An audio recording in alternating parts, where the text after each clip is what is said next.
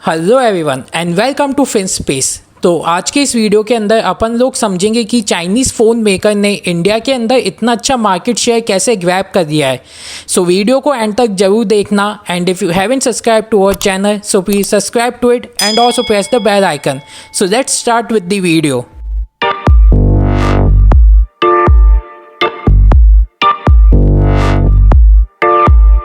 तो सबसे पहले अपन इंडियन फ़ोन इंडस्ट्री की बात कर लेते हैं। So according to Q4 2020 Xiaomi का 26% का मार्केट शेयर था, सैमसंग का 19% का, वीवो का 15% का, Realme का 12%, ओप्पो का 10% एंड अदर्स स्मार्टफोन का 18% का मार्केट शेयर था। फेस्टिव सीजन की ऑफर्स की वजह से इंडियन स्मार्टफोन मार्केट Q4 2020 के अंदर 19% ग्रो हुआ था year on year as compare to Q4 2019, जिसमें से Realme 22% से ग्रो हुआ था एंड उसने फर्स्ट टाइम 200 मिलियन यूनिट्स की सेल को क्रॉस किया था एंड पोको ने first time 500 million smartphone units की सेल को क्रॉस किया था एंड वन प्लस ने 200% का ग्रोथ देखा था year on year in Q4 2020।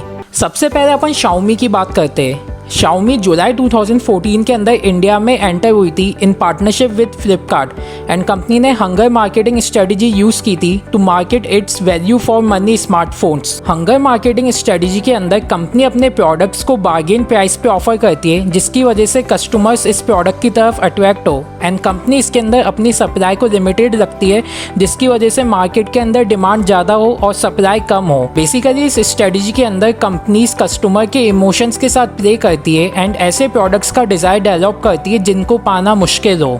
Company ने इंडिया के अंदर मैन्युफैक्चरिंग ऑपरेशन अगस्त 2015 के अंदर चालू कर दिए थे by partnering with Foxconn and company ने अपना first manufacturing plant Andhra Pradesh में इस्टेब्लिश किया था। नवंबर 2020 के अंदर कंपनी ने ये अनाउंस किया था कि जितने भी उनके प्रोडक्ट्स इंडिया के अंदर बिकते हैं उसमें से 99% प्रोडक्ट्स इंडिया में ही मैन्युफैक्चर होते हैं एंड इसकी वजह से कंपनी ने लोगों के दिमाग से मेड इन चाइना का टैग भी हटा दिया। 2017 की बिगनिंग से ही कंपनी ने अपने ऑफलाइन बिजनेस के ऊपर भी अच्छे से फोकस करना चालू किया एंड इसके अंदर इन्होंने 3 पॉइंट्स पे मेजर फोकस किया, जिसमें पहला है लार्ज फॉर्मेट रिटेलर्स, जिसके अंदर कंपनी अपने पॉपअप स्टोर सेटअप करती थी at big electronic retailers.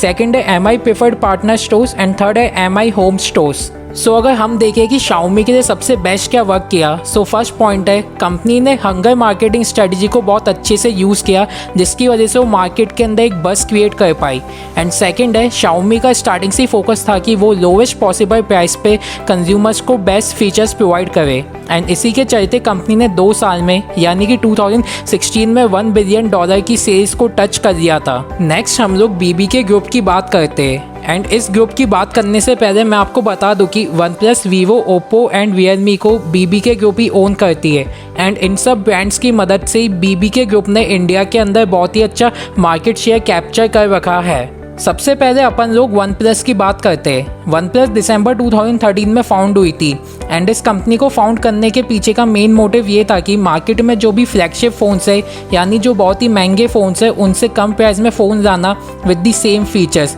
Basically इसको as a flagship killer brand launch किया गया था मार्केट के अंदर। OnePlus इंडिया के अंदर दिसंबर 2014 में आई थी in partnership with Amazon and उस टाइम OnePlus ने OnePlus 1 को लॉन्च किया था for a price of ₹22,000। Initially OnePlus के फोन्स इनवाइट के थ्रू ही परचेज किए जा सकते थे एंड इन इनवाइट्स को क्लेम करने के 2 ही तरीके थे, या तो तुम किसी ऐसे इंसान से इनवाइट की रिक्वेस्ट करो जिसने इस कंपनी का फ़ोन परचेज किया हो, या तो तुम OnePlus के सोशल मीडिया चैनल्स पे कॉन्टेस्ट एंड प्रमोशनल इवेंट्स में पार्टिसिपेट करो। कंपनी को इन्वाइट्स वाले ऑप्शन की वजह से बहुत ही अच्छा एडवांटेज मिला एंड इसकी वजह से कंपनी का एक बहुत ही अच्छा बस क्रिएट हो गया ऑडियंस के बीच में एंड बहुत से ऑडियंस ने इन इन्वाइट्स को परचेज करना भी स्टार्ट किया था एंड बहुत से ब्लॉगर्स भी इन इनवाइट्स को ऑफर कर रहे थे, जिसकी वजह से उनके बहुत ज़्यादा फॉलोअर्स भी गेन हुए।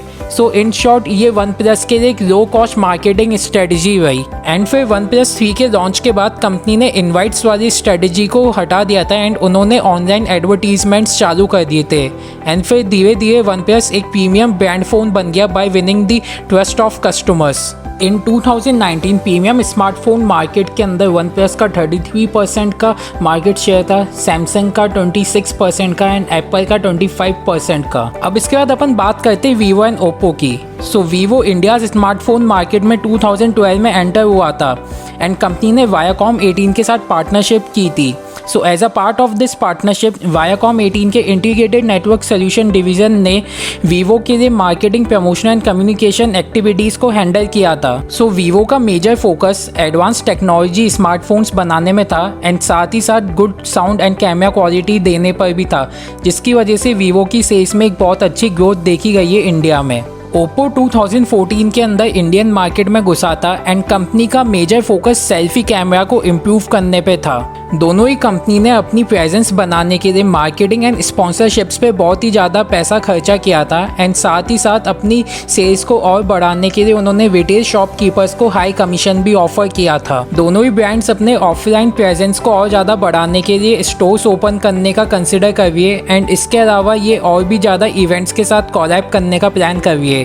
एंड इन लोगों ने अभी एक IQO करके सब ब्रांड भी लॉन्च किया था 2019 में, जो 5G टेक्नोलॉजी के ऊपर वर्क कर रहा है। अब इन कंपनी की मार्केटिंग स्ट्रेटजी की बात करते हैं। सो ओप्पो एंड वीवो दोनों ही ब्रांड्स पुश मार्केटिंग स्ट्रेटजी को फॉलो करते हैं। सो इस स्ट्रेटजी के अंदर कंपनी बहुत ही ज़्यादा एफर्ट्स करती है to push its product in the market. So इस चीज़ से एक बात तो साफ है कि कंपनी का major expense marketing and brand awareness creation के अंदर जाता होगा। तो अपन देखते हैं कि कंपनी का पैसा किस जगह सबसे ज़्यादा खर्च होता है एंड कंपनी अपनी मार्केटिंग कैसे करती है। सो फर्स्ट है इंडिया के जगह जगह होर्डिंग्स लगाना, सेकंड है cricket and football sponsorships, third है various online events like PUBG tournaments and fourth है buying the complete ad spaces in public places like Ghatkopar in Mumbai. And market में ये भी रूमर्स है कि ओप्पो एंड वीवो अपने शॉपकीपर्स को सबसे ज़्यादा कमीशन देते हैं मार्केट में, which is around 20% of the sale. Meanwhile other brands अपने शॉपकीपर्स को 5 to 10% का कमीशन देते हैं सेल पे। इसी वजह से बहुत से शॉपकीपर्स इंडिया में कंज्यूमर्स को ओप्पो एंड वीवो का फ़ोन परचेज करने के लिए इंसिस्ट करते हैं। सो ओप्पो एंड वीवो ने हाई कमीशन गेम की वजह से अपना मार्केट शेयर बना दिया है इंडिया में। तो अब अपन बात करते हैं OnePlus एंड Realme की मार्केटिंग स्ट्रेटजी की। सो दोनों ही कंपनीज फुल मार्केटिंग स्ट्रेटजी को फॉलो करती है। इस मार्केटिंग स्ट्रेटजी के अंदर कंपनी बहुत कम एफर्ट्स लगाती है टू अट्रैक्ट कंज्यूमर, क्योंकि इसके अंदर कंपनी का ये मानना होता है कि उनके प्रोडक्ट की जो क्वालिटी है and word of mouth publicity उनके लिए बहुत ज़्यादा कस्टमर्स अट्रैक्ट करती है। सो इस मार्केटिंग स्ट्रेटजी के अंदर कंपनी एड्स के ऊपर बहुत ही ज़्यादा कम खर्चा करती है एंड वो अपने ऑफलाइन रिटेलर्स को 0 कमीशन देती है, क्योंकि उनके सब प्रोडक्ट्स ऑनलाइन अवेलेबल है सबके लिए एंड कंपनी स्पॉन्सरशिप्स पे भी कोई इतना खर्चा नहीं करती है। इन सब कॉस्ट कटिंग की वजह से BBK इलेक्ट्रॉनिक्स OnePlus के फ़ोन्स को एक बहुत ही ज़्यादा किलर प्राइस पे ऑफर कर पाई है इंडिया में एंड इसी की वजह से OnePlus एक फ्लैगशिप किलर स्मार्टफोन बन चुका है। एंड BBK इलेक्ट्रॉनिक्स ने ये सेम स्ट्रेटजी Realme के ऊपर भी अप्लाई की थी। सो अपन देखते हैं कि इंडियन फ़ोन मेकर्स के ऊपर क्या इम्पैक्ट आया था after the entry of Chinese phone makers. So Indian phone makers like lava, Micromax, Nokia, जो कलेक्टिवली 57% का मार्केट शेयर होल्ड करते थे किसी टाइम पे, वो अब ऑलमोस्ट डिसअपियर हो चुके हैं मार्केट से after the entry of Chinese phone makers in India. For an example upon Micromax की बात करते हैं। सो इन अगस्त 2014 माइक्रोमैक्स इंडिया का बिगेस्ट मोबाइल फ़ोन ब्रांड था and it was also the 10th largest supply of mobile phones in the world. And 2015 में Micromax के founders ने company को नियर अबाउट $3.5 बिलियन पे भी वैल्यू किया था। एंड फिर 4 साल बाद इन अगस्त 2019 माइक्रोमैक्स की वैल्यूएशन 90% से फॉल हो गई थी। हालांकि इस पेंडेमिक के दौरान वोकल फॉर लोकल की वजह से माइक्रोमैक्स अब भी मार्केट में बचा हुआ है। एंड अगर अपन फाउंडर्स की बात करें तो उन्होंने अब तक होप नहीं छोड़ी है एंड वो अब भी मेहनत कर रहे हैं माइक्रोमैक्स को वापस से मार्केट में लाने की। एंड इसके अलावा अभी मुकेश अंबानी जी भी 4000 रुपीज़ का स्मार्टफोन लॉन्च करने का प्लान कर रहे हैं इन पार्टनरशिप विद गूगल।